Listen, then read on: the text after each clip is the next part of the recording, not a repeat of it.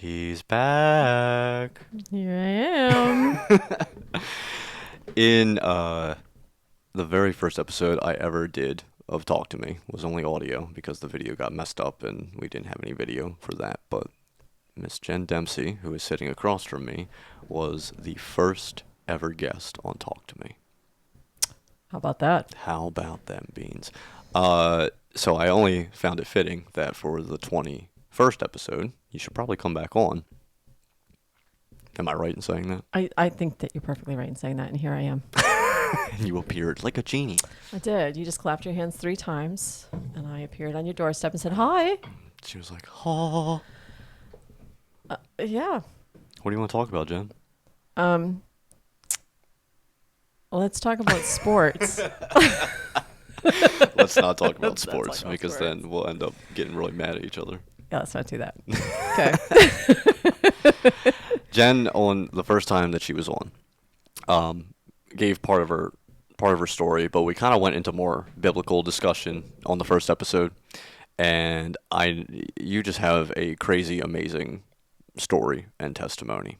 And I wanted to dig a little bit deeper into that. And I didn't want you to go through the whole entire thing because there are some parts in there that I don't think need to be brought to light. But I do believe that there is a part towards the ending portion of like how you truly were transformed by God, and not that you're still not being, but kind of hope that so. like, that kind of just like poof moment that really stuck to you of like, yeah, I'm healed of a lot of things. Yeah.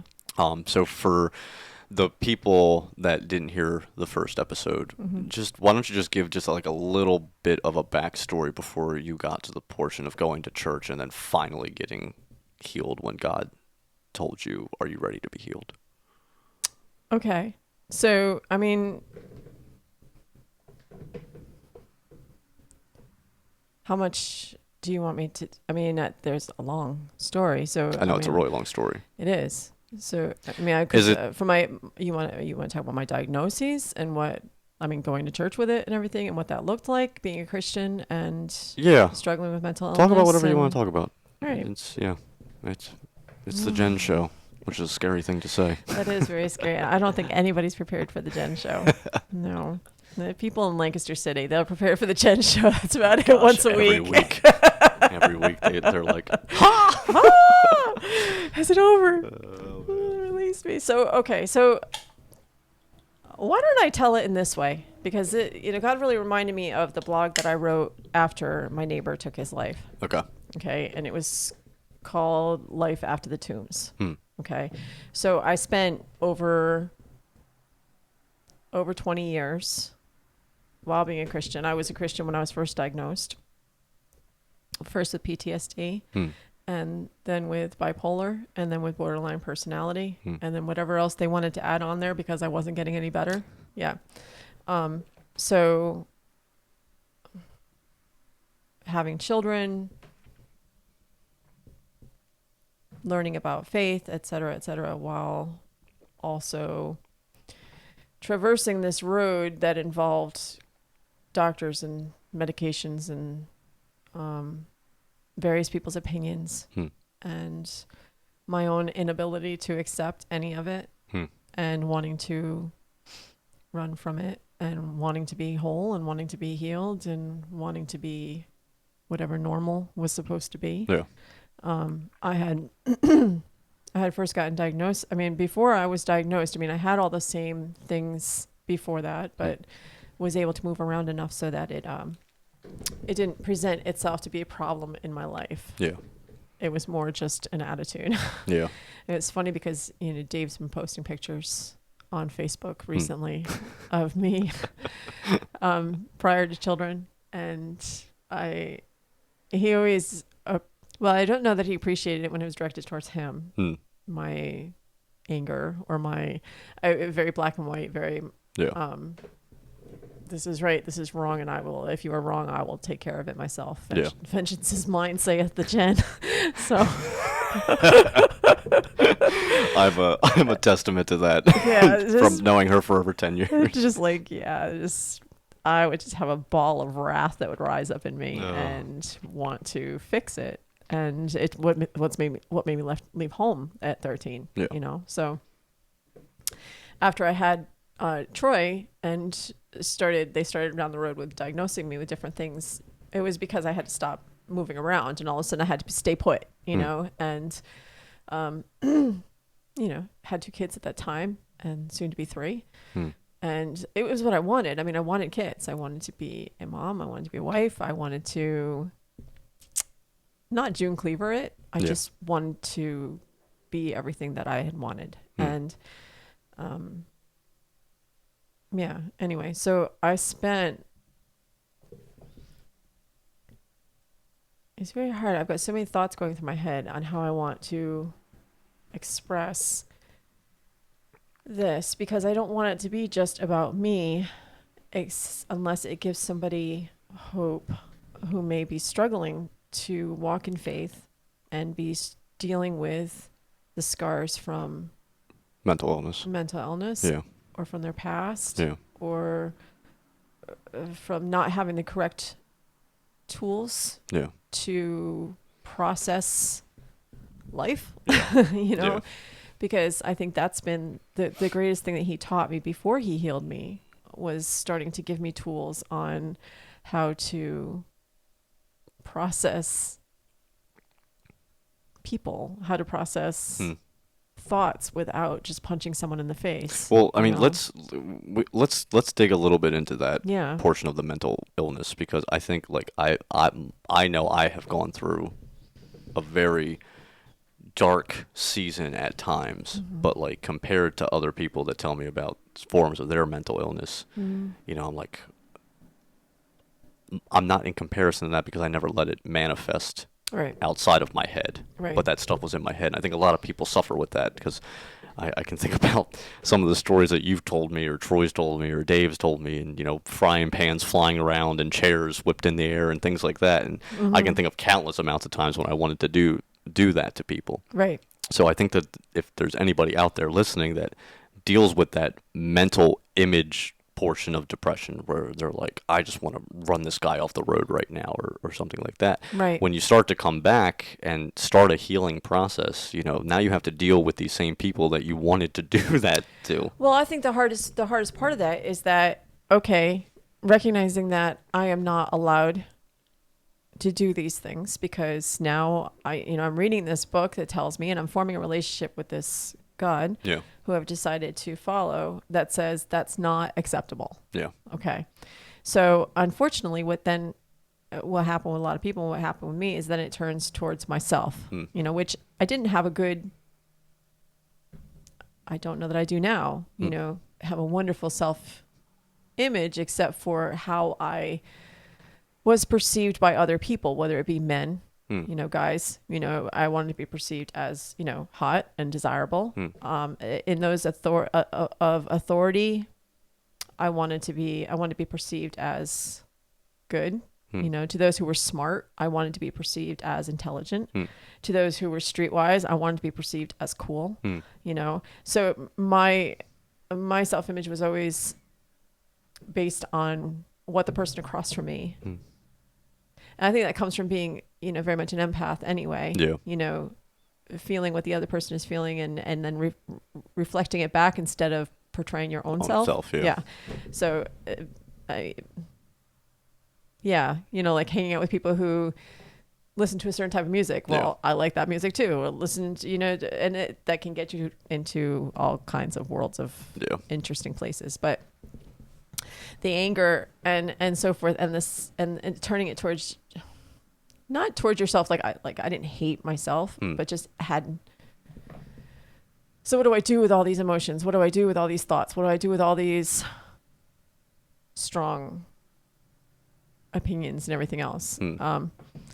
And learning that, you know, so he made me this way. Not that he made me this way with mental illness. As far as and I hate even, honestly, I'm going to tell you what. Good. I'm going to skip out of the mental illness. Good. Okay? I just am.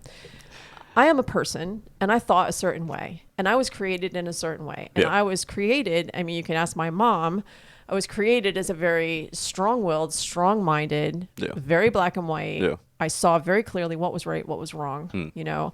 And I always had an extreme reaction to both things, you know. I have a scar on my arm from when I was 4 years old because a little girl wouldn't give me a bite of her cookie. And I went to shove her. She moved and I went to shove her so hard I put my arm through a storm glass window and opened up my arm. Here we go. Here's the real raw stuff. I was hoping to get past the awkward beginning conversation so we can get into this. And I was 4. Yeah. I was 4 years old. What? Okay. So those memories though, they obviously they do play a role in the mental illness part, even though like we're skipping that though.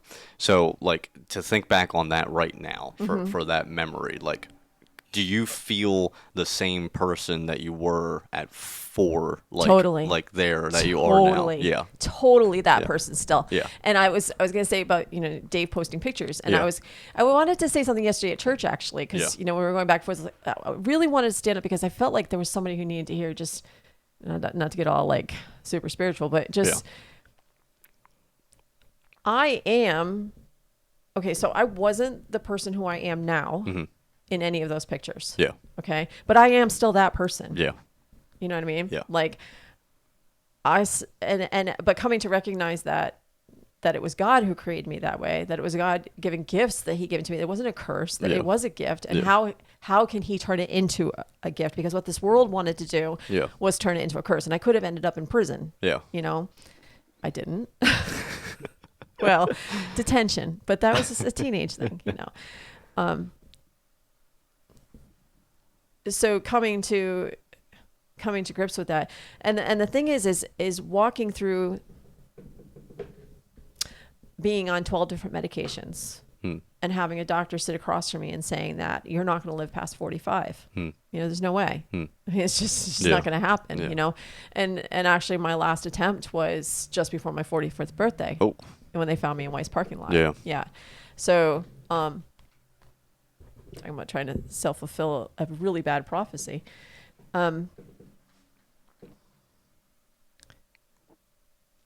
I tend to want to slip in now because, okay, so I was healed in 2015. All right.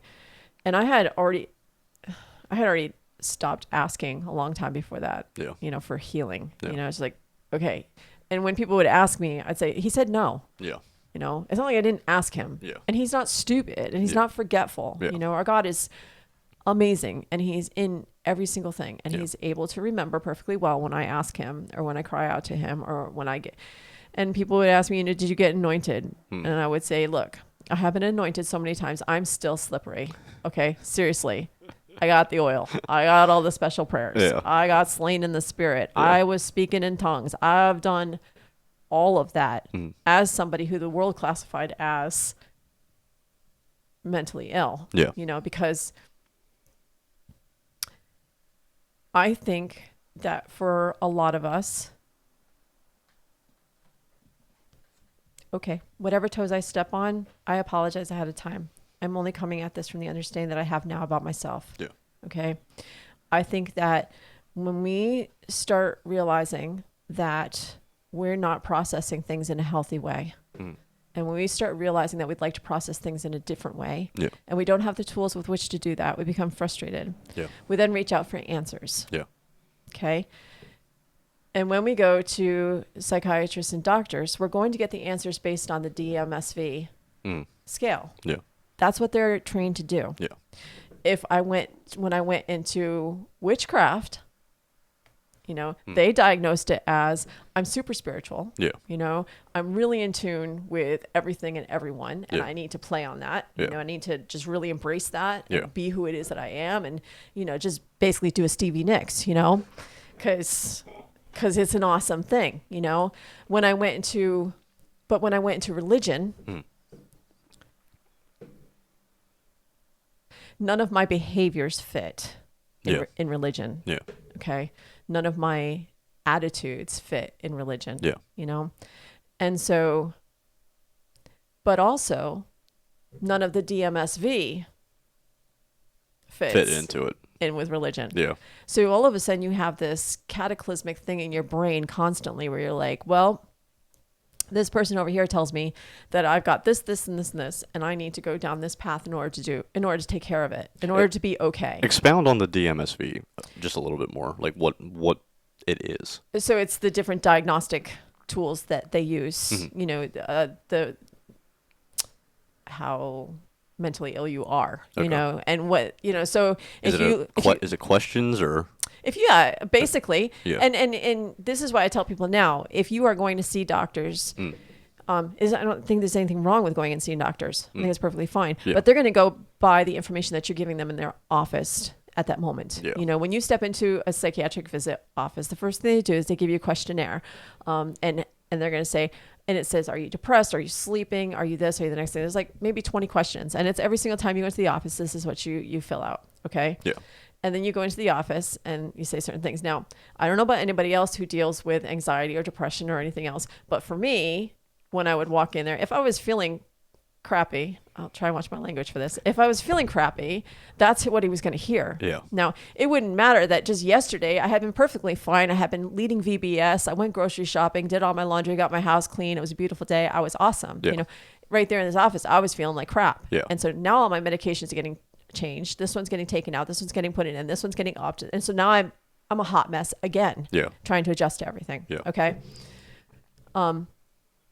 So I tell people if you're going to utilize doctors, and you can, just like our medical doctors, if I have something wrong with me that I can't at home, adjust or what have you, I'm going to go to the doctor and be like, okay, I need your input on this. Yeah. But I'm not going to go unarmed, and I'm not going to go without having all of my information. When you're dealing with anxiety and stress and depression and issues like that, it's hard to do that. And so to bring somebody with you that is walking out life with you is really important, I think, because there were many times, that Dave would be like, but you weren't really feeling like this last week, were you? I mean, like things were a little bit more balanced for you, right? Okay. So going into a doctor's office, they're going to diagnose you based on the questions and answers that take place there. And then hopefully you stay with the doctor long enough, which if you're a person like myself, you don't, that you form a relationship and they start recognizing the patterns that you get in. Yeah. Right. Yeah. And so then they can start asking deeper questions, which is where therapy and all that other stuff is supposed to come in, Yeah. Being the person that I am, I would feel, I really got tired of it, and I really saw the uselessness of it for me,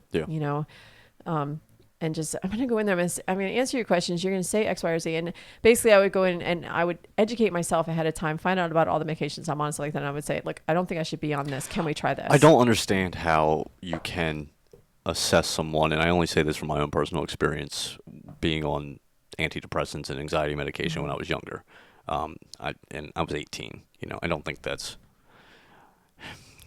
I'll watch myself. I don't think it's wrong that 18-year-olds should be on medication, but I still think it's quite young because you still haven't even experienced, a foothold in life. It's just a small portion. Right. So for me, I don't understand how you, as a physician, can diagnose somebody and in the matter of an hour or 2 hours. To me, it would be going throughout the week with the person. Right. To me, it's going to be like, okay, like, I want you to jot down how you felt Monday, this, what did you do? What did you eat? Did you eat it all? Like, what were you going through? And then do it the same thing Tuesday, Wednesday, and then like maybe on a Thursday be like, take like a couple deep breaths in the middle of the day and then see how you feel after that. I mean, because I think you can still scientifically at least get to some sort of analyzation through going through a process for a week, not just 2 hours. Yeah, I think my biggest problem was if you can't do a blood test and diagnose me with something, then you're just basically going on whatever thing I say to you. True. And I could convince you of just about anything. Correct. I'm fairly intelligent, Yeah.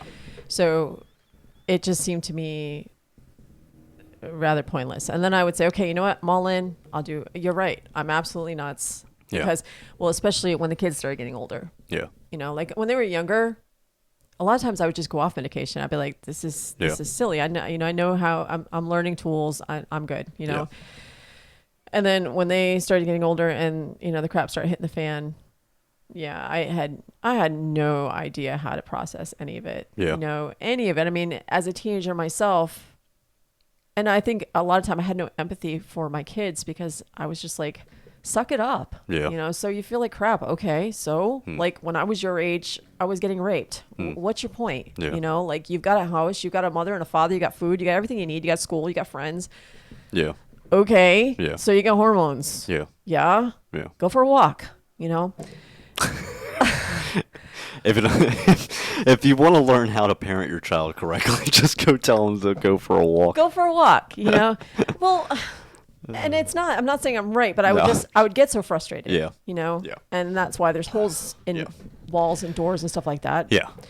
And that's when things really amped up for me. You know, Troy's 18th birthday Yeah.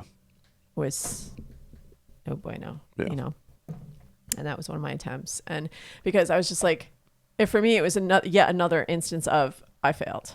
I suck, you know? And So were the suicidal thoughts always Yes. there and present, or was it something that would just no, it was always there. like be intense? So they would It always was just always. be there. That's why 2015 was so remarkable. Yeah. Because there was very few times when I could stand at the edge of the ocean and not think about walking Yeah. just straight in, Yeah, or yeah. driving down the highway knowing all I had to do is just like jerk the Just wheel, jerk right you know, over, like, yeah. or looking at all of the various prescriptions I had. Yeah. You know, I mean, there was very, very few little amount of time. Now, that is not to say that I didn't participate in my life. That's not to say that I didn't enjoy my life. You know, it's not to say that I wasn't a believer. And it's a tricky conversation I have had with people regarding suicide. Yeah. And Because we feel as believers we shouldn't be thinking right in that way. Right. And if I had any control over those thoughts, trust me, Yeah. they would have been They would have gone away. I am Yeah. a controlling person. Yeah. I don't know if you know that about me. No, you? Yeah. Gosh. So if I had the ability to shut it off, I would have. Yeah.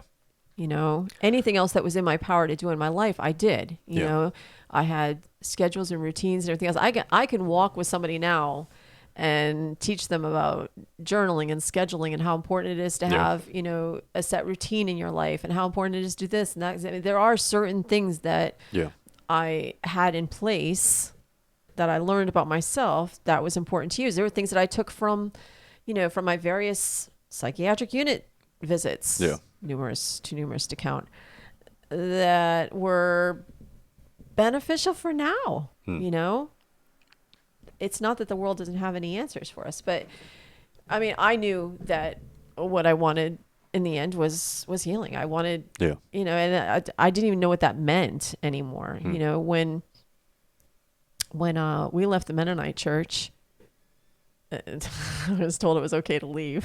So, because I'm all of my intensity that I had as a child, I'm just as intense as a believer, you know? And so I don't see a lot of gray.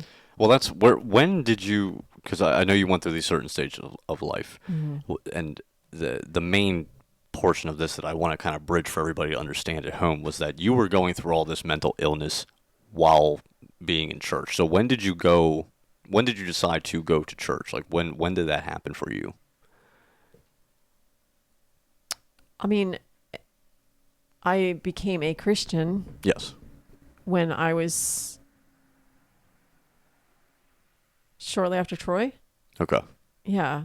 I mean, I went to the Episcopal church before that, you know, and learned a lot. Well, there. but that's my thing. When did that transition happen of choosing Christianity, Of like choosing from yeah. witchcraft or any other thing? Well, I you were went in? from Episcopalian to witchcraft. Never mind. Let's go before that. Yeah. So we started going to the Episcopal church because we had started going to AA. Yeah. And they were talking about a higher power. And I'm like, they're talking about God. Yeah. And neither Dave nor I had any real, good experience. Yeah. As far as, you know, not bad experience for me as far as religion was concerned, just non-existent. We went to the Episcopal church, you know, and when I was growing up, and but it didn't translate into anything else. Like it wasn't, you know, and when we decided to choose which church we were going to go to, is basically like, well, this is what I went to. Well, this is what I went to. Well, let's just go to you went to. Yeah. And so we did, you know, and it was not. I think it was So when I told Dave that he had to quit drinking Mm. and we were going to go to AA Mm. because that's what he needed to do. Yeah. That's it. You're going to do this. And Yeah. yeah. And if anybody knows my husband now, that would not fly now, but it did then. So I wanted a family. Yeah. I wanted my life to start. I had spent so many years waiting for that. Mm. That was it. That's what I wanted. Yeah. You know, I wanted to be stable.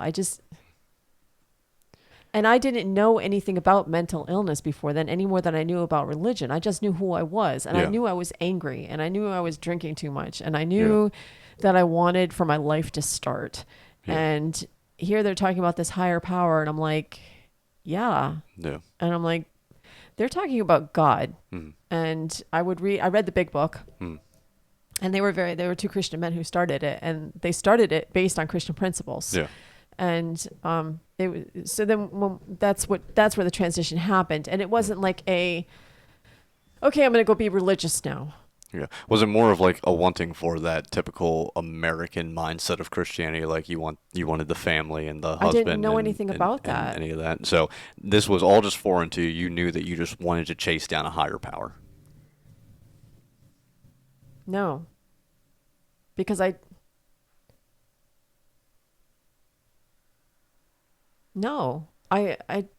don't know. I don't know what I was chasing, except for that was the next thing to do. Okay. You know, that was so when I left home, I knew that was the next thing to do. I was tired of fighting with my mom. I was tired of, having anybody have control over me. Yeah. And at 13, I decided that I needed to leave home. And so I did. Good time. And each step I did after that, like I wanted to be an emancipated minor. So I hitchhiked from Connecticut to Massachusetts and started that process. It never really translated to that. I ended up I found out about Job Corps. I went to Job Corps, like I tried going to the Army, and that didn't end up panning out in the end because I only had a GED, but I got my GED, I got training. Like okay, that's the next thing. That's the next thing I want to do. And so I did it. I wanted to be an auto mechanic. So I got certified for auto mechanics. When we started talking with these people, I'm like, that's God. Okay. Yeah. That's the next thing I want to do. Okay. And I want to have a family, and I want to stop all of this craziness. Yeah. Dave and I were like spending weekends drinking 2 cases of beer and playing Mario Brothers. Yeah. On 2 folding chairs in the living room. Like we had no life. Yeah. Like that was our life. Yeah. I mean, we had fun. Don't get me wrong. We had a blast, but I knew that wasn't where that was like a pause. It wasn't like life, and I wanted life, and that was the next step. So it really honestly didn't have anything to do, except for I know like in hindsight, that was God calling me. Yeah. Do you know what I mean? Yeah. Like I know in hindsight, I can look back and see his fingerprints all over every single decision I made. Yeah. That I made. Yeah. But yeah, it were decisions I made. I could have made alternate decisions. Absolutely. Yeah. I mean, I made the decision at one point to join the carnival, and sleep with some guy underneath a ride. That was a decision I made. Was it a good one? No, Probably not. Can I look back and see God's fingerprints on it, that He protected me through it, Yeah. and kept me until the next decision I made? Yeah, but my life has been a series of decisions my whole life. My whole life. Yeah, Seriously, it's true. So that was the next one. And just like going into witchcraft, it was like, it didn't seem to me as anything bad. It didn't seem to me as anything like super natural or like, it was just like these people made sense what they were talking about. And Yeah. I was looking for spirituality. Yeah. Did I know that then? No. But it was like, yeah, that makes sense. Yeah. And so I did it. Yeah. And I did it 100%, Yeah. changed my calendars. I made a circle, bought the books. I'm good. Found out that Stevie Nicks was into Wicca too, and was like, cool. She's got a cool voice didn't too. love Stevie? Like, all right. But with each thing, like when I then joined traditional Christianity, and I actually heard the gospel message, which I had not heard in the Episcopal Church, and I actually, and I knew it was God telling me to get rid of all my books and everything else, and just kind of cleanse my house. And told me I could only read scripture for, and that was for 2.5 years. That's all I read, and I was a voracious reader at the time, and I had bags and bags of books I got rid of, to just read this book, this one. And I was like, I dove in. I was like, holy cow, like this is intense, you Yeah. know?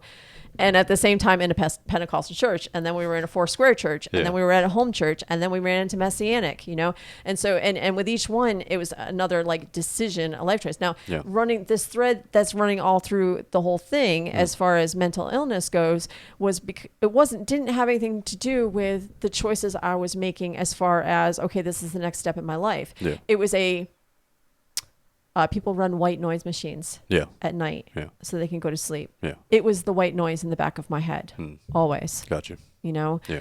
And would sidetrack me at times from decisions I had made.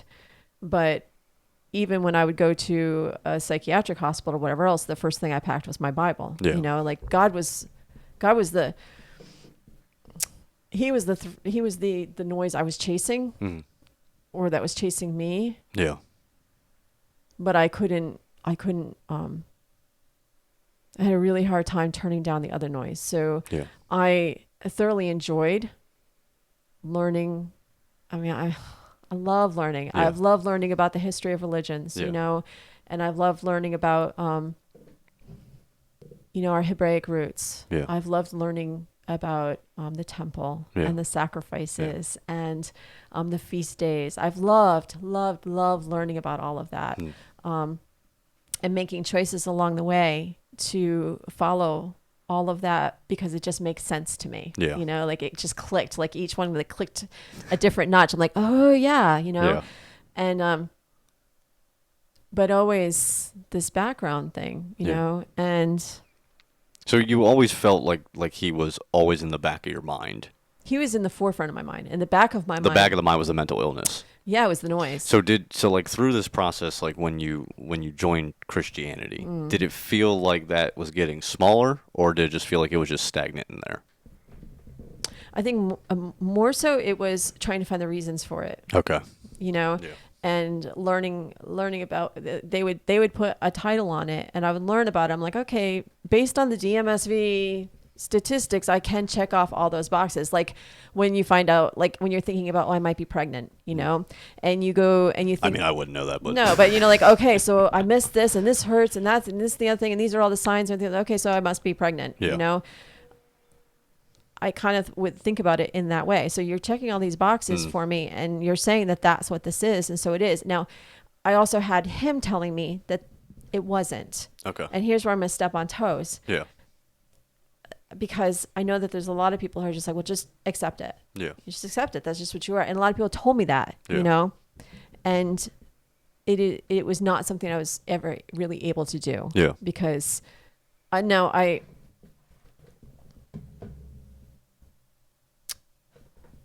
accepted that there was something in me that I didn't want there. Mhm. You know, I also knew it wasn't demonic, Yeah. you know, because I knew I was filled with him. It was his spirit, you know.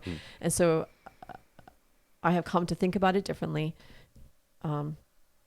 Having 6 years now outside of that stream, Yeah. to be able to look back and understand more about myself, more about how frantic I was in trying to get rid of it, Yeah. going through ECT. You know, I mean, we prayed about it. I mean, I researched every single bit about it. Yeah. You know, minor memory loss, Yeah. you know, headaches, et cetera, et cetera. Well, let's expand on that a little bit more, because ECT is electric shocks to the brain. Basically, what they're trying to do is block out bad memories, or what they do is they cause you to have a come on, what do you have when you have epilepsy? seizure. Yeah, they cause you to have a seizure. Yeah. Because what they found was that it changes how your brain, like it will affect the brain waves when a person has a seizure. Yeah. Okay. And so what they found was that if they induced that seizure, then it would cause a reset for many people. Okay. Okay. So a lot of people hear electric shock therapy, they're like, ah, and all it basically is doing is it's causing your brain to have what you would never desire. You'd never desire to have seizures. Yeah. You know, and when people do have seizures, they're on medication so as not to have them any longer. Yeah. But what the doctors had found on studying people who had seizures was that when that happened, things changed in the brain. Gotcha. And so they translated that over. And it used to be done in a very extreme way. Mm. And then it was done in a more clinical way. And now actually they try very hard to not do it. Mm. You know, we had to go to York Mm. in order to have it done. They were the only local hospital Yeah. who would do it. And then I had to do part of it inpatient, and then part of it we had to drive there. The problem is, I think maybe I might have sabotaged a lot of because I don't know, like, I feel like it's not working. Yeah. It's still there. Yeah. You know, like, you're not getting rid of the medication, isn't getting rid of that noise, and whatever you're doing is not getting rid of that noise. Yeah. And I want to give up, you know, and my walks, my talks with God would be, let me just come home. You know, I'm tired. I don't want to do this anymore. Yeah. You know, I've tried everything. I've done everything that everybody told me to do and everything you've told me to do. And I'm tired. I want to go home. Yeah. You know, and, unfortunately, and I'm very thankful that he allowed me to stay. Even though I tried to make it happen myself 3 times, yeah. You know, knowing more about myself now, it's hindsight, you know. I mean, I did what I did. It's just the same as I can look back at those, you know, the year and a half or so that Dave and I were out, you know,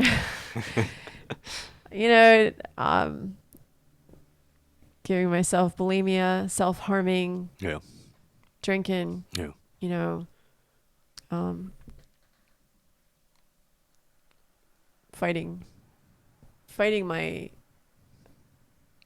soul. Yeah. And my soul knew that I needed God. Yeah. And I was tired. And I was tired of all of it. Yeah. And I know that I hear the other voices of, you know, well, you were just trying to do it in your own power. They said that you weren't allowing God and everything else. It's fine to say that, you know, unless you walked with me for those over 20 years, you're not going to know, you know, and we'd have to have my husband here, you know, to testify. But I know that, you know, through each part of it, you know, and I know that he's using each part of it now, Absolutely. You know, yeah. I mean, 100%. I mean, you can even tell how it just comes back up with the stories that you tell, and like how it's changed. And I mentioned on the last podcast that we did together, and I mentioned it to everybody that really doesn't, like, knows you but doesn't really know what you've been through. And obviously I haven't been there the whole entire time, but Troy is my best friend, and the talks that we have had about, you know, just him growing up, or even when I did first start hanging out with him and it was me, Lucas, over there, and, you know, the whole Fragile Jen thing, you know, it wasn't like we were doing it to be mean. It was like, you know, watch what you say around her, because we don't want her to go off the wall. And like, and you had to remember that was during the teenage years too. It was. And that's why, like, I'm just so in awe of what God did, like, now, to be able to even have this conversation, because the thing about it is, with, you can label it mental illness, you can label it, you know, kind of whatever you want to, but there's a problem out there with, I think, people that aren't able to express this. I know I've had trouble with it for years. I still have trouble with some of it, you know. I do too. You know, dude, now that I'm healed, I have said before, you know, there so many times I'm like, I want to move to some area where nobody knows my story. Yeah. Nobody knows anything about me. You know, I'll cover all my tattoos, you know, like, I mean, and I'm just going to be exactly who God has me at now. And not have to address any of it, you know. Obviously it's not what he wants, you know, because it's not my story. It's his, you know, and to not share it keeps it so that people are sitting there on a Sunday morning looking fine and saying, and maybe being fine right then. You know, I could be sitting there, somebody would say, how are you? And I'd be like, I'm okay, you know. But just last week, had been in the psych ward, you know, which would have scared the hell out of anybody else who was asking me, you know, to have to stand there and say to someone, I don't feel safe. You need to lock me in that ward and don't let me out. You know, like, that's crazy, you know, and yet I did it time after time. And you were still going to church. And I would still go to church. No. And very few people knew that, because very few people were walking that closely with me to know it. You know, and Especially going through that, like it's. I think we guard ourselves a lot. I was going to say, to be more. fair, I didn't let a lot of people Yeah. either. You know, I would throw things out there to test the waters. Yeah. To see whether or not, and some things are accepted very well. You Yeah. know, when I would talk about my sister being an addict, oh man, you know, that's really hard. Addiction's really like prevalent right now. And, Yeah. you know, let's pray together and anything else. And people would ask me about her and be praying for her and stuff like that. If I would say, you know, hey, you know, I really, I on the way to church here, Yeah. wanted to veer in the path of an 18-wheeler Yeah. and just end it. And it's only because I don't want that guy to have to live with it that I didn't do it. Yeah. Like, that's the only reason. Yeah. Because I wouldn't want him to have to live with that for the rest of his life. Yeah. You know, Yeah. it had nothing to do with me. Yeah. Because I think I'm expendable. Yeah. Yeah. You know? Yeah. No, I get that. But even so. So to talk to people now. Yeah, talking to people right now is, at least for like me, when I start to talk about mental illness, is, you know, because you know the people that I hang out with, especially in the church, like, you know, they have diagnosable things that they've gone through. Right. For me, I never had that proper diagnosis because I always tried to shove it underneath the carpet and just be like, this is just who I am. Like, you know, and, you know, thank the Lord he revealed to me in certain areas of my life without having to go get a diagnosis, like, this is what it is. And to be completely honest, I still haven't been fully healed of that yet. Right. And it's not that I don't think he's going to heal me. It's just like I'm in a process right now, like you were, that can I trust that he's still there walking with me through it? Exactly. Yeah. Exactly. Well, and here's the thing. I mean, in an ideal utopian world, I'm going to say there's no need for us as believers to have to go and get a diagnosis. Yeah. We should be living out life together in such a way that I should be able to say to you, look, you know, I deal with a lot of anxiety, you know, or I have a difficult time being in situations. We won't even label it. Yeah. I have a difficult time. For me, for a long time, I mean, I couldn't go to the grocery store by myself. You know, I can remember going to GCC with Dave. We went to something and I had to leave. I was like, I just can't do this, you know, and walking out being like, I just can't even breathe right now. Like, cannot breathe. Yeah. And there's not enough medication that's going to get me back breathing again. Yeah. You know, if we were having honest discussions about our emotions to begin with, Yeah. and not having to label them as anything. Yeah. Okay. But understanding that living on planet Earth sucks. Okay. It's hard. It's hard living here, you know, and it's hard if, okay, we'll just run it down. Dad left. Mom was not ready to be a single mom. She had issues with her parents. I was oppositionally defiant, if you want to put a DMSV classification on it. I mean, a hot mess. Had a younger sister who I, you know, wanted to take care of herself. So, and having a dad just flat out say, no, you know what? I don't love you. I have a new family. At the age of 8, Yeah. you know, at 10, having some guy be inappropriate, you know, at 13, leaving home, having gone through drugs and rape and a sister who went into addiction and prostitution and everything else, you know, and then having another sibling back home who did everything in the correct way. Yeah. So of course I'm doubly a screw up, you know. If I felt like I could, let me organize my thoughts. If I felt like I was coming into a community of people who cared well for each other, who took time to get to know me, and spent time with me, and didn't just do what the world does. Yeah. You know, I think that we would be better off for each other. Yeah. I know we would. Yeah. You know, when I have somebody who comes to me with a lot of the same struggles that I had, you know, there's a large part of me that wants to say, look, don't own it, first of all. Yeah. You know, but you can't even say that because we're told that we should own it and accept it, you know, and walk in it. And I never accepted that very well, which I think is what may have delayed what God wanted to do with me. Yeah. I don't know. I don't know. I just know that the answer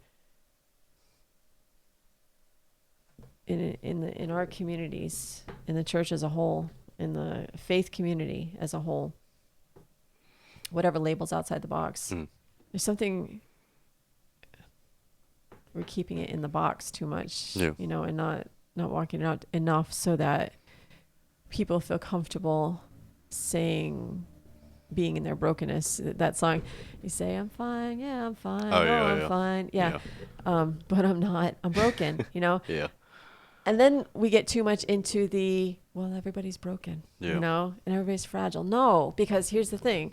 When you come into a relationship with the living God, Yeah. you then get a new diagnosis, Yeah. Yeah. and it's the process of him working that out through you Yeah. that takes time. Yeah. It's already happened. Yeah. Like, he already resides Yeah. and already knows what he wants to do with it. Let's go into that part of the story, though, because it's really the miraculous part that did happen. Mm-hmm. He was walking with you this whole entire time. Yes. You made I'll say a final attempt. And at that point in time, I believe that he used a lot of people that, you wouldn't think would be used to come and save you that night. And then Yeah, shout out to after the state police and after that EMTs. happened, I believe how you stated is he said to you, are you ready to be healed? Well, this is after a good year and a half of me. After that night. Yeah. After that night. Yeah. Yeah. And just kind of, there were no more tears. There were no more, Yeah. there was no more experiences. There were no more decisions to be made. Yeah. I was just living. Yeah. House was clean. I did what I needed to do, Mm-hmm. Got a job, Yep.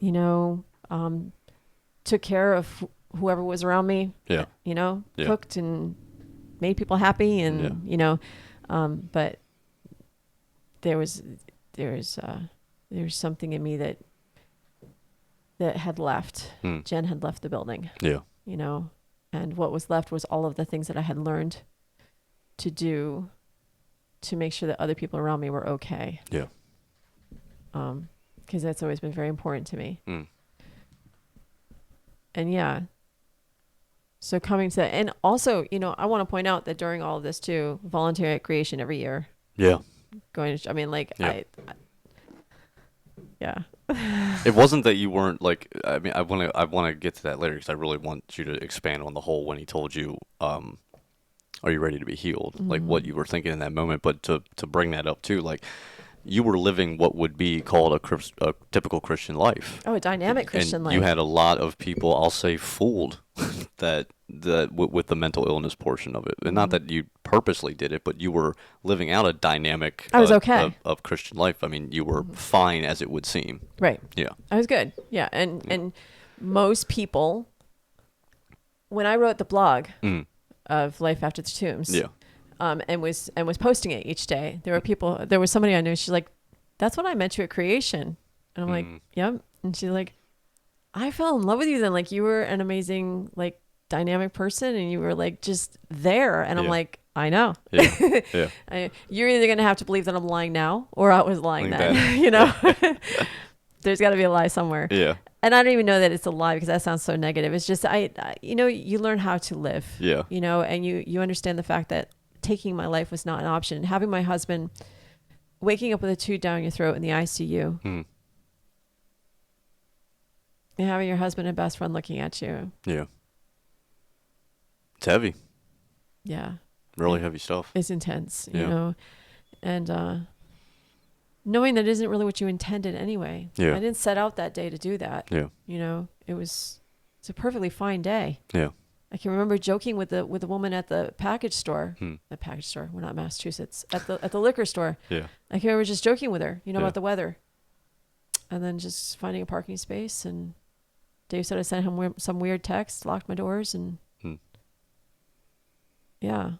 And I will say this, and anybody can take it however they want, wherever you believe scripturally, what have you. I believe it was Satan's last attempt to take my life, because God has used me since I've been healed in amazing ways to touch people's lives. Yeah.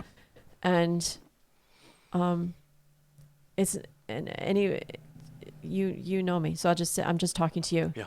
I know it's not me. Yeah. I know it's not about me. No. And it's a matter of laying myself before him and saying whatever you want to use all of that for. Yeah. And he has. Yeah. Amazingly. All of it. I think that's the point. All of it. The problem with me is, or the problem to me, I think, is that the people that grow up in the church, I don't want to say I envy them. I sometimes wish maybe I could have just had that life where I stayed in church my whole entire life and, just, walked that out. But what people don't understand, I think, when they're delivered of certain things, is that I don't regret one moment of those times. No. I don't. Mm-hmm. I really don't. And I mean that. And people are like, well, I've talked to some people who have just been like, well, you just haven't fully been healed from that then. I'm like, yes, I have. And I can tell you how I have is because I don't desire that life anymore. But I'll tell you what, I had some very fun times with some people that I am now helping in this life, or in this, I'll say this life because the old person's dead.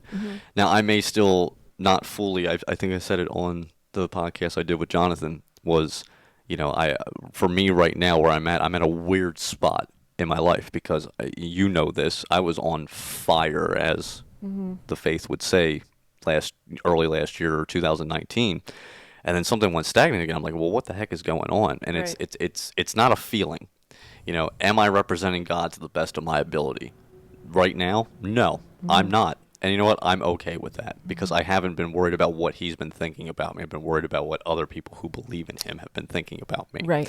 And with that came this whole kind of, well, wait a minute, it's just the other people I'm worried about. Right. So why am I not trying to be who I am, who I truly am, and let him refine that? Right. The last podcast that I did, I got to meet up with some old buddies, and we got to have some very deep conversations after that podcast was over. That's what people don't see. Right. So even though it looks like I'm living a life that wouldn't be walking in the faith, no one sees what's happening Right. on the other side of that. And I think that that's where we get so messed up and confused with this. Like, I know other people have looked at you differently. I know other people have looked at me differently. But then we switch that around, and because they grew up in the church, I look at them differently. Right. And we're And not you just can't do all, that. and we're not all just Yeah. looking on the same Well, playing there's, field. there's plenty of people who grew up in the church and they're like, oh, I wish I had this dynamic, testimony of, God's miraculous Yeah. powers and this and that. No, you don't. Yeah, No. no, you do not. No, you don't. Now, you go through some stuff. I won't. I do not regret any part of my life. No, I can't say that. Yeah. I can't say that. There are parts. I'm really sorry for anything I've done that has caused anybody else to think poorly of God. Yeah. Because I've always talked about him, no matter where I've been. But I talked about him while being 3 sheets to the wind Yeah. at the jukebox, smoking a cigarette out in the smoking area. Yeah. I hope that didn't cause anybody to think poorly about him. I don't think it No. did if it hope was something that he was guiding. it's fine. Yeah. It is what it is. Yeah. But my kids, Yeah. all of them questioned everything about faith and everything else. What have you, or I'm really sorry if it's anything that I did. Yeah. That caused them to not want to walk with him. Yeah. Or anybody else. Yeah. Yeah. So that's about the only thing that I regret. And it's the one thing that I don't want to ever have to regret again. Yeah. It's why I will, he has led me in different ways of dressing and so forth, as for different reasons. And anybody who wants to ask me, I'm more than willing to go through it detail by detail, because trust me, it was hours and hours of conversation with him of why, I need to have an answer for why I'm doing this before I do it, because I ain't going out there like that and say, well, I don't know, it ain't happening. Well, I think that's that part of that too, with the way that you now live your life, the practice that you do. It's not something that you just decide to do on your own accord because it's something you read or you thought was the right way to do. The tattoos were something that I just did because I wanted to do it. Exactly. Yeah. So, but even that though. But where I want to go with that is when he asked you are you ready to be healed? Yeah. What that was like in that moment, and then kind of was it like after that, and you, because I believe this to be true, that you were really healed in that hour, and like after that, what life has just been like. So when he first asked me if I was ready, he didn't connect any healing to it. Mm-hmm. He just asked me if I was ready, Okay. And I said no. Hmm. I don't want to do all that anymore. Hmm. The getting up every single day and studying the word and talking about it with people constantly and being constantly, introspective and thinking about what I'm doing and why I'm doing it and everything else. I don't want to live like that anymore. I'm tired of it because it didn't get me anywhere. Yeah. Except for right here. Yeah. No, I'm not ready. Okay? I never denied him. I know that God is. I mean, I can't deny him. Hmm. I can't. Hmm. I have had many discussions with him where I have yelled and screamed and said no, and I'm mad, and why, and what for, and give me an answer. I've done the whole Job thing, like, no, man, we're going to court. Yeah. I don't care who's standing. That's fine. I'm going to die afterwards. We're good. I'm going to die anyway. Yeah. I want to know why, and so when he asked me that, because God talks to me very much like I talked anyway, are you ready? No. I mean, are you ready? I'm like thinking, because so many times before I knew that I was kind of off track where he wanted me to be, and he would call me back and I'd be like, are you right? I need to get real again, and like, I can't live like this. There's too many people who are hurting who need to know. Do you need me to like sum this up? Sorry. Oh, no. Okay. There's too many people who like need to know him. Yeah. Like, okay, I'll get back on track. So this is where my thoughts are when I'm hearing, are you ready? Yeah. And I'm saying no, because I'm like, no, just, okay, whatever. I'll be good. Yeah. Okay. But no, because he has never let me live. And people will say, well, you have just always been that way. He has not allowed me, since I have assigned my life to him, to live in any way differently than I had lived before, which is 100. Yeah. Does that make sense? 100 miles an hour, yeah.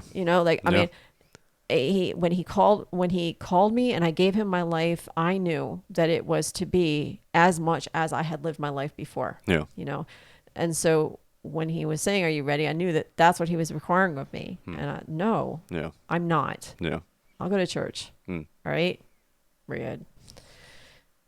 My husband had, decided not to anyway.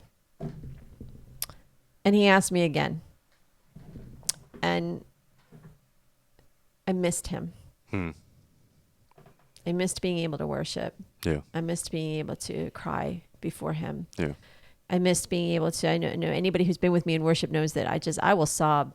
Yeah. I will, because I just know how real he is. And I couldn't do it. There was no connection in worship anymore. And I missed that so much. Yeah.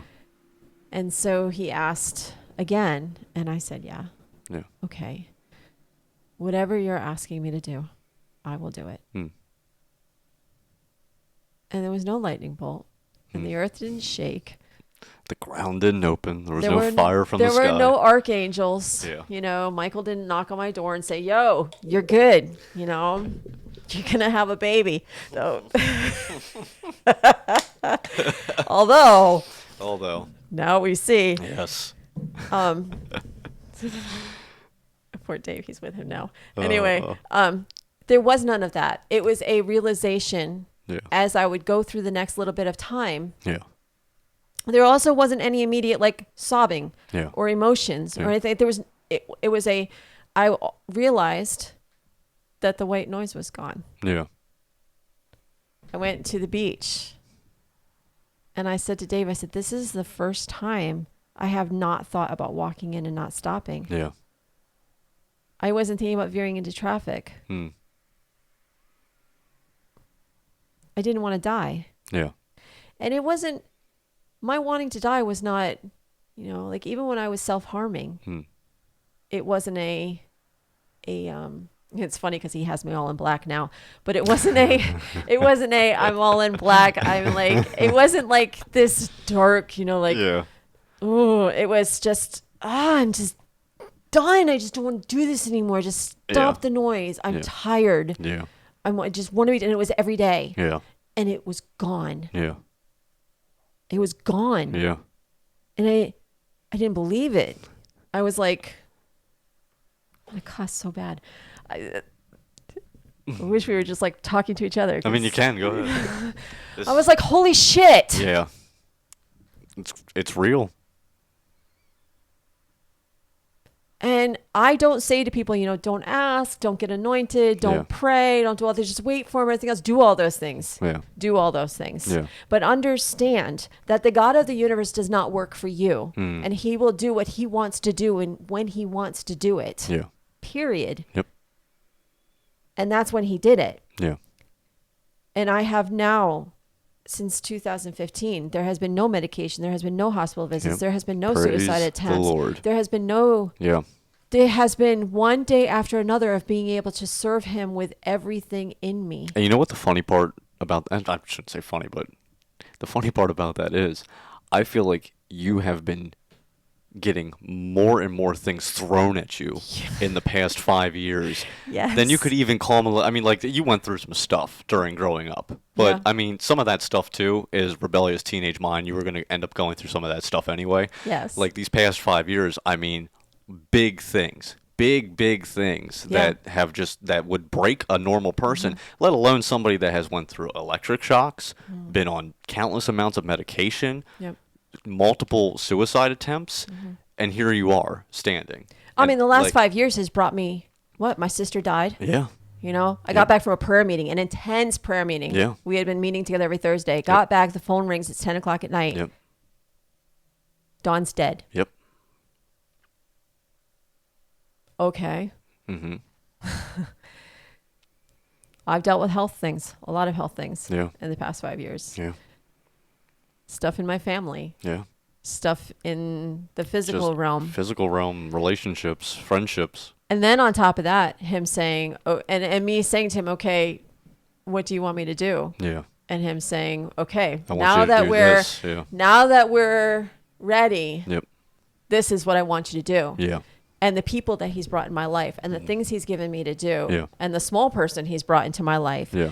And through all of it, and I'm not going to tell you, I haven't had and I've told you, I haven't had my moments sitting in the middle of my kitchen floor sobbing and saying, you made a mistake. Yeah. Who are you asking to do this? Yeah. Like, don't you remember who I am? Yeah. Yep. And it's funny because I love the way he talks to me because he's like, yeah. I know who I'm talking to. I do. Yeah. And even just the simplest thing like writing every morning on Facebook. Yeah. Having to go through all of the mental stuff in my head that I had to work through of nobody wants to hear this. Yeah. What is everybody thinking about me? Yeah. Who am I trying to be? Yeah. What do I share? What do I not share? Like, what is this supposed to look like? Yeah. Well, for somebody that has just a wealth of knowledge from what you know, what you've studied, and it's amazing to me how you contain yourself because I know like when we get together, we have somewhat of a like mindset on certain things in our faith and we just vomit over each other.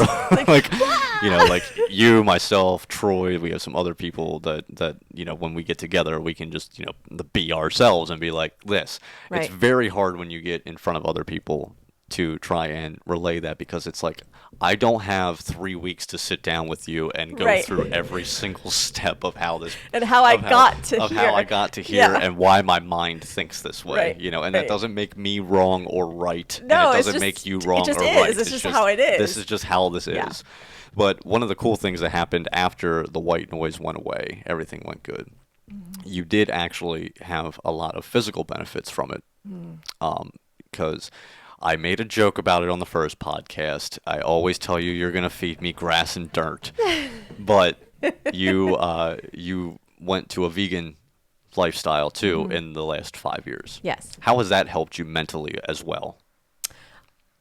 Well, for me being vegan for the first when I first started doing it, it was because of health issues. I have some pretty bad pain issues, and so learning that dairy and so forth, were inflammatory foods, and what could I do and stuff like that. So, and then it slowly became because with anything I do, I had to read. Yeah. You know, so reading more about the agriculture in our world and stuff like that. And for me, it was a no brainer to Yeah. slip into a more aware lifestyle, in being careful with what God has created, Yeah. and it has given me a greater peace in how I interact with his world. Yeah. I don't feel the need to, outside of jabs to people about eating dead flesh and the lactation of animals. And I only do that with people who I love because honestly, I'm not that person. My main goal in life is not to make sure people eat vegetables. My main goal in life is for people to know God. Yeah. However, Yeah. I just want you to understand, Yeah. you know, Yeah. that this God that we serve is so much bigger than we've ever allowed him to be. Yeah. You know, and in the last 5.5 years, it's just one thing after another that he's shown me, you know, whether it be, you know, through a vegan lifestyle, you know, or through hanging out with people in the city, you know, or through what I write in the morning, or through talking with different people who he's bringing to me, you know, and being very real and being very raw and being very open. Yeah.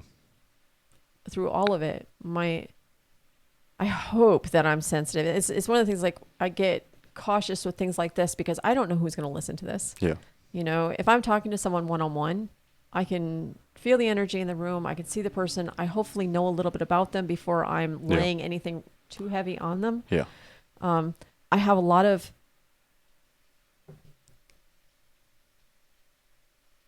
facts. That's what I was going to say. So I have a lot of facts about God. Yeah.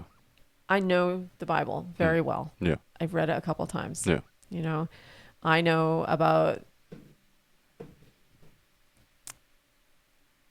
breaking things down and anyway, I know about religion. I know about Judaism. I know about Christianity. I know about the different factions of Judaism and Christianity. Yeah. I know about Islam. I know about, you know, Middle Eastern. I mean, about Eastern religions. Learned a lot about it because Mahatma Gandhi was huge for me, you know, for many, many years. So was Mother Teresa. So I learned a lot about Catholicism and where she came from and why she took the path that she Gandhi's did. still one for me, though, to this day. Just because he, you know, he always got it. Okay, so here we go, right? Yeah. Gandhi. Okay. Mother Teresa. Yeah. Stephen in the Bible. Yeah. Paul. Okay, all these people. Okay. So I have all this information about these people. Yeah. And I also read a lot about missionaries who've gone before us, you know, or people who of the faith, you know, A.W. Tozer, you know, like all of these, like just huge names, right? Okay. So I have all of this information about all of this. And I could spew all of it until I'm blue in the face. Yeah. So we were talking about formats and stuff like that. Yeah. Okay. Yeah. In the end, 9 times out of 10, unless I'm talking with somebody who's passionate about studying that way also, 9 times out of 10, God won't have me use any of that. No. Because what I can finally fully embrace and walk in is the joy and peace of walking in his heartbeat. Yeah. And understanding that I can be. Just be. But I can be a Mother Teresa. Yep. I can be a Mahatma Gandhi. I can be Stephen. Yep. In a world full of mediocrity, of settling, of fitting in, of worrying about what you're going to think about what I'm doing and why I'm doing it. Yeah. I can reach a higher plane. Yeah. I can reach a deeper place. And that's my desire at this point. And with the people who he brings to me, I want to invite them into that. Yeah. Okay. So I have people who know that I keep the feast. For me, that's a very special time because I have learned a lot about it and I've learned about his heart through all of it. Yeah. Okay. But people want to come to me and they want facts. I had a group on Facebook for women who wanted to keep Torah. Yeah. And they wanted to know, well, okay, so when do I light the candles? How long do I let the candles burn? What prayers do I say? What sort of head covering should I wear? Should I homeschool? Should I do this? Should I do the next thing? And my heart is to invite you into all of this stuff, not to find the formula, Hmm. not to check off boxes, Yeah. but to meet with the living God and Yeah. to understand that what I loved about Wicca, Hmm. I felt like I had power. Yeah. I had the ability to enact change. Yeah. I could say an incantation. Hmm. I could put certain things together and say certain things and affect things, Yeah. right? Yeah. If we, as the body of Yeshua, Hmm. would walk in the power that we truly have. Father, please Father, be please with hold them. them. Ambulance.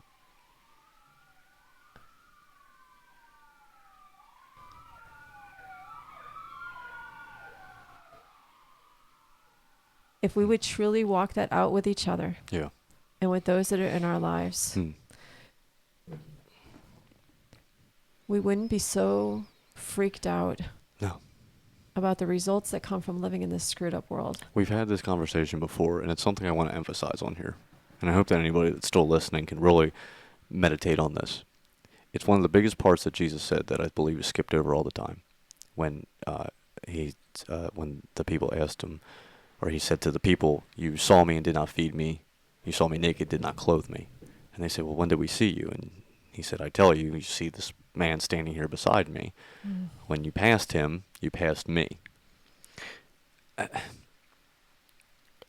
Yeah, I'll probably get ridiculed for it, but I don't care. I have this disagreement with people, mainly Christians, about the whole oneness factor, the whole oneness of humanity. And they say, well, that's wrong because you're only one when you're in the body of Christ. Here's my argument for it. It is not that we are not all one, because Jesus wouldn't have said that. He wouldn't have said, when you pass this person here. And there's a lot of people that you're going to pass on the street that don't know him, but yet he's still saying, this is me. I believe that mankind, the human race, it's been taught in Eastern religions, and I believe it was even taught in the Hebrew religion before it got all Americanized, that we are all one people. We are all God's children. Every single person that has ever walked this earth. It's not that we are not one with everybody. But when you come into Christ, when you come into God's only Son, what did he say? I am the vine and you are the branches. Abide in me and you will abide with the Father because I am one with the Father. Right. When Paul says in Romans, he is the firstborn among many brethren. It's now that when you come into Christ, you are now coming into that one right standing with God the Father. You are now one through his Son, through his only begotten Son that he gave to be whole with him again. Yeah. You're now in right standing. So it's not that we should be going out and telling everybody right off the bat that doesn't believe in God or Christ, you are a dirty, rotten sinner. You should have so much joy from being in the Lord that you want to be like, guys, come over here and look at this. This is the greatest thing I've ever saw, experienced, felt, smelled, taste, everything. And we'll do that about everything except for God. Except for God. But that's because it has to start with us. It has has to start to. individually. Yeah. We've got to be encouraging each other to find out who he really is and Yeah. not to be okay with what is presented to us. Correct. And I think, God taking the Israelites, choosing Abraham, Yeah. okay, and taking the Israelites was not in order to form a superhuman race. No. It was to show who he was. It was to show he was. It was to show his heart. Yeah. He says, this is how I want to communicate with the world. Yeah. When he first spoke with Adam, he said, this is how I want to communicate with that which I've created. Yeah. I want to walk with you. Exactly. Yeah. And it's the same thing over and over again. So much so that Yeshua, that Jesus, Yep.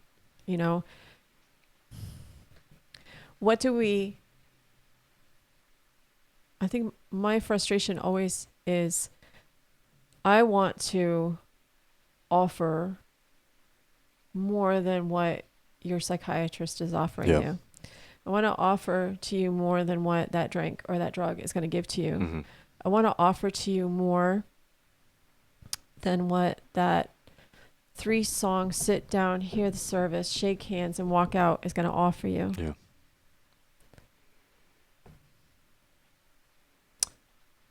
Because when it comes down to it, it's Tuesday morning, it's Saturday afternoon, Yeah. it's Thursday when you're constipated and you have a headache. And Were you constipated on Thursday and had a headache? I don't think I was. I think I was okay because Mm. I'm a vegan, and so things run well. Oh, that's good. Thank you. Close through. I had to poop Thursday. Go vegan.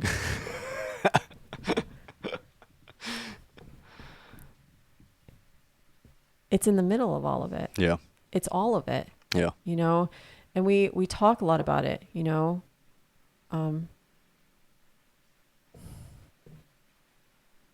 Do we truly understand? I mean, having walked with that pain for so many years of my life, Yeah. I'm an addict, Mm-hmm. you know. Yeah. I could just as easily drink a bottle of wine to shut off that noise than I could, Yeah. hell, a box of wine. What am I talking I about? was gonna say, geez, don't paint yourself lightly. Seriously. 2 boxes. You know, and a bottle. Look, I Because I understand that need, that Yeah. want, that desire. What is that need, want, and desire that this world has that we reach out to all these things Yeah, for, for. that we go to the doctors Yeah. for, that we go to Yeah. all of these things for, that we buy the clothes for, that we get the houses, that we have the careers, that we go to school and everything else, that we're so scared to death Yeah. by death. We're so scared of being sick. We're so Yeah. scared that We're we trying will- to prolong we a will life lock that is meant to ourselves end. in a house Yeah. for months and months because of a virus. Mm. Not saying the virus isn't real, okay? I'm not. Yeah. But the fear Mm. that comes over us when we realize that we are mortal human beings, Yeah. or the fear that comes over us when we realize, when we have to really deal with that fact, is God real? Yeah. Do I really believe this? What am I you gonna? know? Yeah. Or am I just in this because I'm in this? Yeah. You know? Am I in the mix? Oh my goodness, this world is sick and tired of Christianity. Yeah. They're sick and tired of us. Yeah. And we come up with a new program or a new music format Yeah. or a new, we're casual or we're really strict or we're this. Because just to get one more person, just suck them in Yeah. to the same broken shit that we're already a part of. Yeah. Yeah. And in the meantime, we've locked God outside of those buildings and said, okay, we've got this. Yeah. Okay, we've got we've got this frame, we've got this beautiful bullet pointed. We're good. Yep. Okay, just you go fix somebody else who's not broken anymore. We're okay. Yeah. You know, Yeah. and we want people to come into that Yeah. without God. Yeah. You know, because if God was really there, Yeah. if we were truly, when we're singing these songs, Holy Spirit, come, Yeah. rain on me. Yeah. I've watched people and they believe they mean it. Yeah. But if the Holy Spirit truly did come and rain on you, Yeah.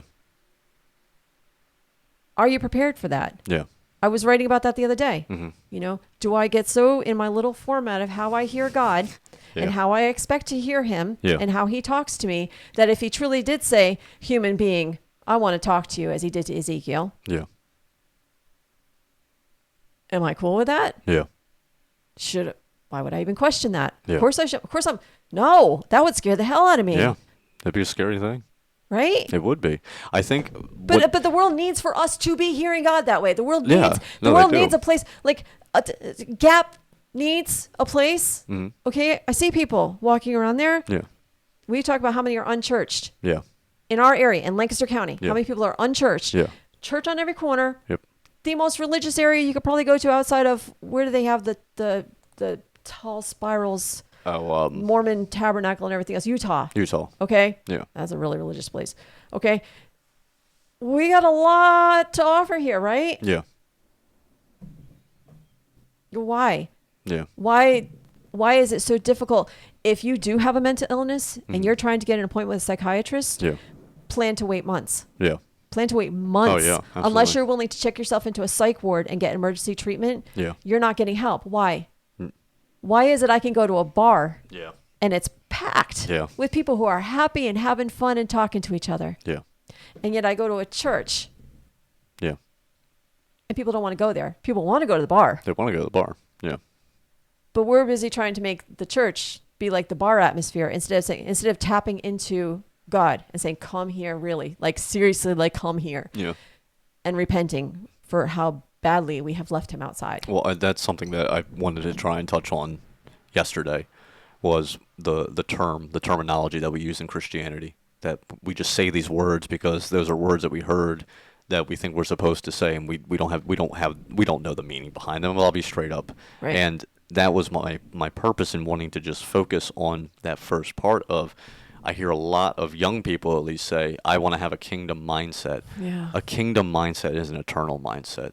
Start fixing your mindset to be an eternal mindset, because that's what the kingdom is. John the Baptist said, repent, for the kingdom is at hand. Christ said, fret not, the kingdom is at hand. Right. It was always about that. Now, I mean, we can get to context and terminology and stuff in Hebrew, but at the same time, Or Greek.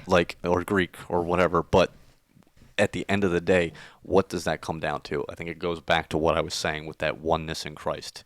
It's like you see your lost brother and sister out there, and Yeah. you're like, it's like the prodigal son. Yeah. You know, it's come back. Like look at this wonderful thing that I have here for you. But the problem is we have demonized physical things as if they weren't part of the kingdom, as if they weren't part of eternity. Right. And Or we've okayed certain things, and we've it's like it's okay for someone to get cancer. yeah, Like that's cool. Yeah. We understand that's part of that's just part of life. that's part of life. Yeah. You can, and we'll surround them, we'll support them, we will bring them food and everything else. Somebody is dealing with a depression that they can't shake, and they want to kill themselves, and it needs to be prayed out, prayed over, gotten rid of, and not loved through. Yeah. And there's a big difference. Yeah. And I think I praise him and I thank him because he's changed my attitude enough about Christianity that I'm able to stay in it now and be a part of what he wants to do, instead of me just sitting there on the outside being like, wow, you guys suck at this. Yeah. Like really bad suck at this. Like all I needed. Why is it if I had a chemo appointment, I could get 10 of you to sign up for the next month's treatments to go with me. But if I needed to go to the doctor to get a med check and I was scared to talk to him because I wasn't quite sure how I was going to answer the questions because I just feel like I'm a mess. Yeah. Well, we'll be praying for you, honey. Let us know how it turns out. Yeah. Seriously. And that's real life, Yeah. Yeah. People who don't know how to be parents, people who have so many broken pieces. I'm not tooting any horns, but are you willing to step in? Yeah. Are you willing to do the hard thing? And I'm not talking about signing up through a Christian foster care system. Yeah. I'm talking about, are you willing to be in the down and dirty, yucky parts of life With everyone else. with everybody? Yeah. With everybody, because I that's want to get this point across too. Jen and I are really passionate about this stuff. We really, really are. I don't want our passion to be mistaken for anger, because No. here's at the end of the day, we're both really empathetic people. We feel people. When we go out and do what we do on Sundays, we feel the atmosphere. We feel what people are feeling. This isn't a call for correction. This is a call for, we just care about people so much, and it's not that we want others to see life from our perspective. We want you to experience the living God fully of the universe for yourself in your own way, because at the end of the day, Jen's perspective is Jen's perspective, and God has given Jen that perspective to help other people that are like-minded in that perspective with her. I've watched you with people that have had similar stories to you. I've watched you with people that can actually relate to you and how you've helped disciple them, through life. And thank God now that he's brought somebody in your life to help you walk through certain things.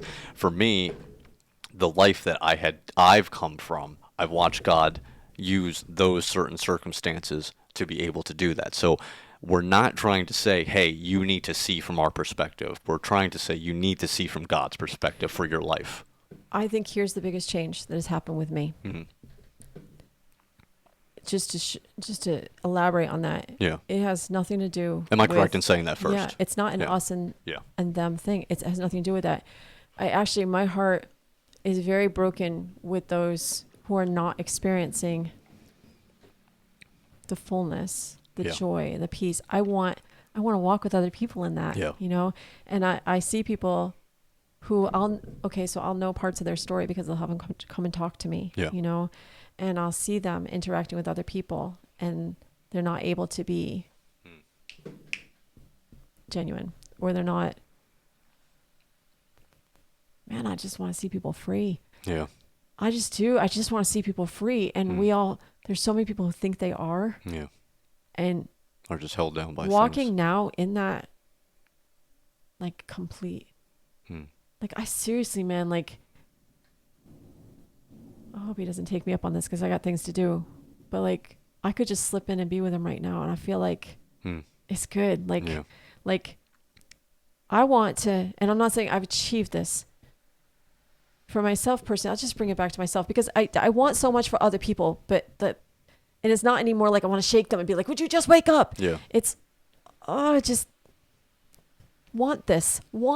And they have to, I understand that they're not going to want what I'm not showing. Yeah. So if I'm showing anger and resentment and judgment and bitterness and division, Yeah. why are they going to want the other part of what God has given me? You know, Yeah. I could say till I'm blue in the face, I've got so much peace and joy and happiness, but you just suck. Yeah. What are they going to hear? Yeah. You suck. You suck part. You know, they're Yeah. not going to hear how big God is. Yeah. You know, I want to live my life in such a way. That's where I was trying to tap into with, why not be a Stephen? Why not be a Mother Teresa? Why Yeah. not be a Mahatma Gandhi? Why not be that? Yeah. I want to live so intensely that my first breath here and my next breath in the kingdom, I won't notice the difference. Yeah. Except for it'll be cleaner. But you know what I'm saying? Yeah. And there won't be so much pain. And Yeah. there won't be so much death and Tears and just addiction and death. And I'm so overwhelmed sometimes by living here. Yeah. By the amount of pain. Yeah.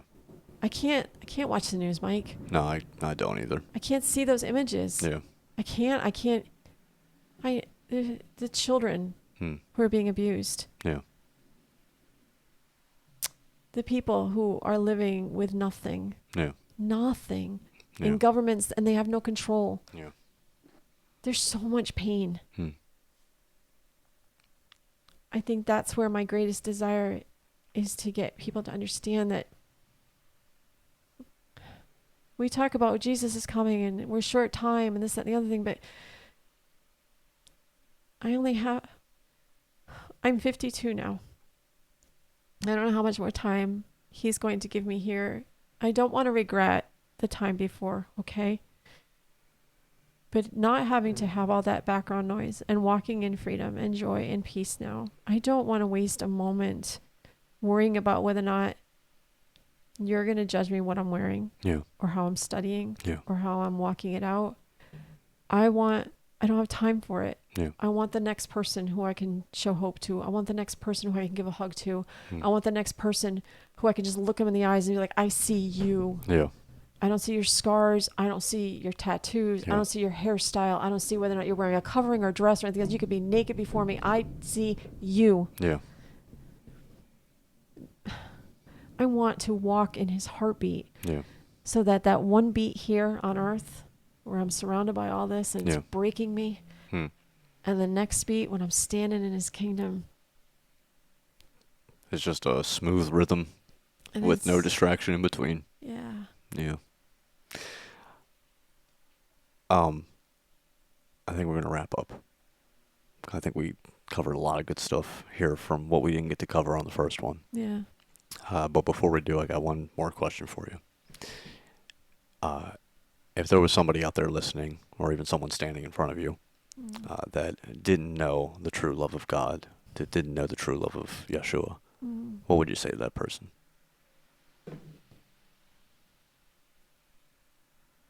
Do you want to come over for coffee?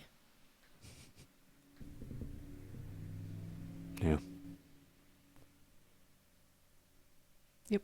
Yep.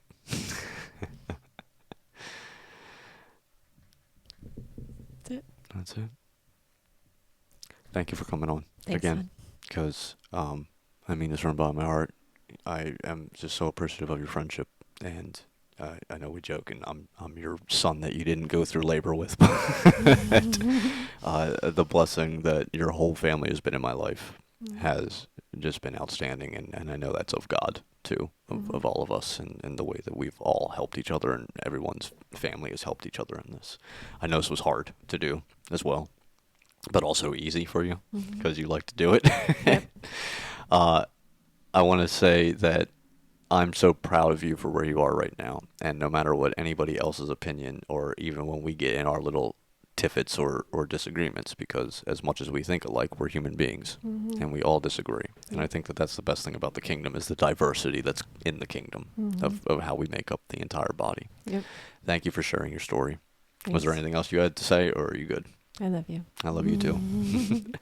As always, guys, you can find us on Spotify, Apple Podcast, and YouTube at Wallace Production, WALLESS Production. Thank you so much, Jennifer Dempsey. See ya.